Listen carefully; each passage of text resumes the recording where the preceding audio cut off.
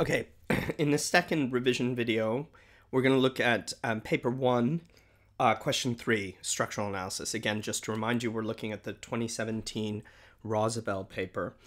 Question 3 is the exact same marks as question 2, but students spend a lot of energy and time on this. And it's often very uneven because it's not really natural. It doesn't really make sense to us naturally in the same way that language does. Language, zooming into key words, pulling apart their meaning, trying to understand what possible suggestions they may be. These are activities that are closer to what we do in English regularly and that you've done since a young age. What is structural analysis is really rather different. Let's just remind ourselves how we answer the paper. So in last video, we did question 2. We spent 4 minutes for question 1. We spent 12 minutes for question 2. And now we spend an enormous time, 19 minutes, because it's only here where we read the whole source. We read the whole source, so we have to add more time. So you notice that I'm giving about 7 minutes to read the source. You have to be very efficient and know what you're doing in order to get through this exam. But please also notice it's only 8 marks.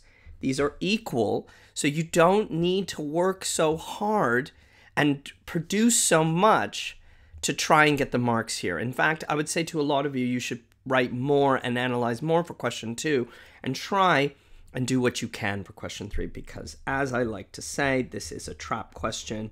It is a question that causes you to spend too much time. It's a question where you lose confidence. It's a question where you kind of lose heart and can kind of lose your way. So I call this a trap question. I really don't want to see you get trapped.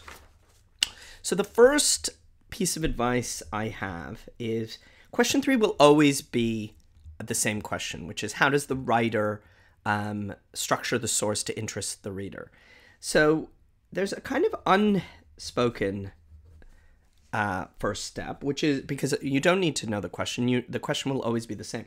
I'm going to invite you to carve the source. Okay, what do I mean by that? Well, if you remember, questions 1 and 2 give you very specific ranges for the source. So question 1 is 1 to 5. And if you had your wits about you, and I would invite you to draw, by the way, when I say carve, I do actually mean draw on the source and write as much on the source as possible. The more you write on the source, the more you're getting your ideas down, the more you're in conversation with the exam, the more you're taking over and taking control of the exam. Question 1, if you remember, is a little bit about the setting. Where are we? We're on this bus. Question 2 is this disgusting bus journey. And we know that because that's what question 2 asked us about. So actually, if you're efficient, you can start your reading here if you've marked up or thought about this opening session at all. But there's another kind of hidden place where you can carve the source, and I'll just show you that. If you are able to flip really quickly to question 4, it invites you to think about a certain range. Here it's line 19 to the end. This is yet another place where you could carve up the source. And if you'll notice here, it's not helping us that much, but it is worth thinking about. I write question 3 above and question 4 afterwards, because what happens here is there's some kind of shift, or what we in the past have called a pivotal shift. There's something that occurs here that's worth looking into. Let's imagine I know what this says. This part is getting her to think about what happened in the day, remembering the day. But look here what happens at this pivotal shift. But there was one other,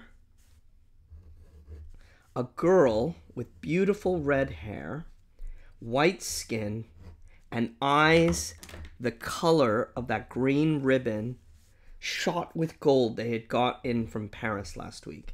She is posh, wealthy, beautiful. Rosabel had seen her carriage at the door. A man had come in with her, quite a young man, and so well dressed.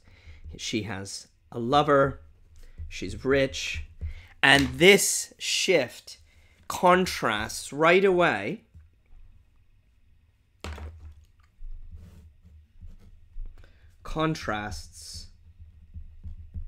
with her poverty. Doesn't it? It does. And I haven't even read that much. I've just read one paragraph. Now, I've read this whole source, and you've got to too. And you've got to read it really carefully and quickly. Particularly, you have to read it because this is going to be significant for question 4. So there's this thing, once you learn how to do this exam and you're constantly aware strategically of what you're doing, you can mark up different evidence for different reasons. When you get really advanced, you're also stealing imagery and language for your story. I'm just going to take you to a significant part of the story where this really rich, you could predict, this really rich girl comes into the store, she gets whatever she wants. And here, towards the end of the story, something significant happens. A sudden, ridiculous feeling of anger had seized Rosabel. She longed to throw the lovely perishable thing, this is a hat she's gotten for her, in the girl's face. She wants violent destruction of this hat. It's exquisitely finished off inside, madam, she said. The girl swept out to her carriage and left Harry to pay and bring the box with him. I shall go straight home and put it on before I come out to lunch with you, Rosabel heard her say. So she's angry, but keeps it to herself. Now, this is really the significant portion of the work. That actually what you're noticing, and this is really crucial for your stories, you get a kind of setup, you get a tension. She's got a disgusting, she's poor, she doesn't like her life, she's got a fantasy life. And she's remembering the day, but there's one girl in particular that really annoyed her. Now, if you were focusing on structural analysis, you could, of course, talk about all of these things. But if you were being very crafty, you would be focusing specifically on this shift here and her pent-up anger here. Now, there's a lot of different structural things that you could talk about and explore, but that's the most easy one, the one that if you do this technique of carving up the source, that you're pointed to right away, and you can get there really fast and really quickly. There's a lot of things you could structurally analyze, like patterns and shifts in setting and time. There's a lot, but I don't know how much that's worth it, given that it's only 8 marks. And that's something I really want you to think about strategically. This is some advice from AQA. When you're reading, some questions you can ask yourself is, why this place? Why shift from place to place? Why shift from perspective? Why focus? Why draw our attention to something? And then, crucially, what impact does this have? Because that's really what we're looking at. Well, essentially, the word that I keep seeing is shift. So a very easy way. Now, I'm saying easy because this is revision and intervention. I really want you to not be intimidated. The most simple way is to think about the opening, question 1 and question 2. The shift, question 4 gives you, and then the ending. In the opening, she has to choose between flowers and dinner. It's the bus trip. She's got memories of bad people, but then who have a lot of advantages. But then this other posh girl, and then that anger.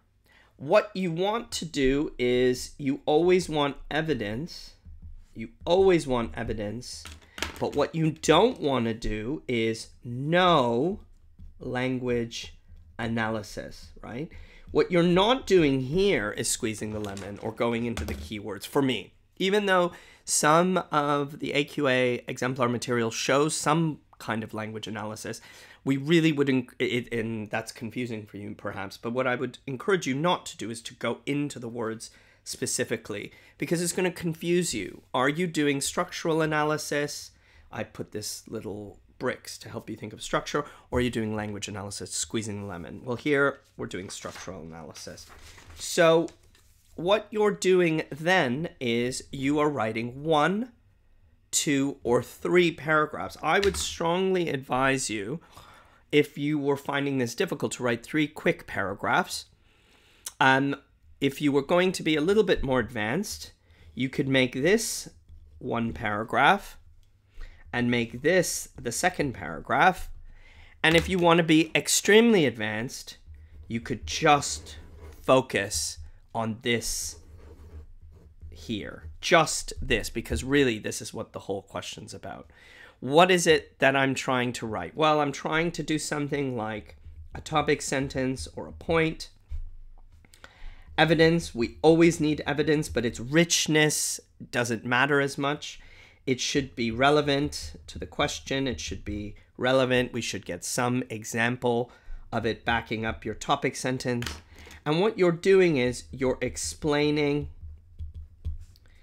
as much as you can, and you're talking about impact or effect on you as a reader. And if you could do that, you will get through and not be intimidated or lost by this exam at all. So I'm just going back to my AQA advice. Really, the question that you're thinking about always here is, how does a writer put together a text to interest you as a reader? You do need to read the whole source, but how you read it is up to you, and you should think more strategically about that by carving up the source. You have a range for question 1, you have a range for question 2, and when you learn to read the exam, you can use it to help you with this question, which is the pivotal shift you see in question 4. Why shift from X to Y? Why draw our attention to this person, place, thing, or feeling? What impact does the writer want to create? If you can answer that, that's a way of organizing your response. What you're really not doing is analyzing language. Again, this is a trap question. I don't want you to be intimidated. I don't want you to get lost in it. There's no reason to. You should definitely practice by writing this, writing it to time, and then rewriting papers is another great way to revise this exam.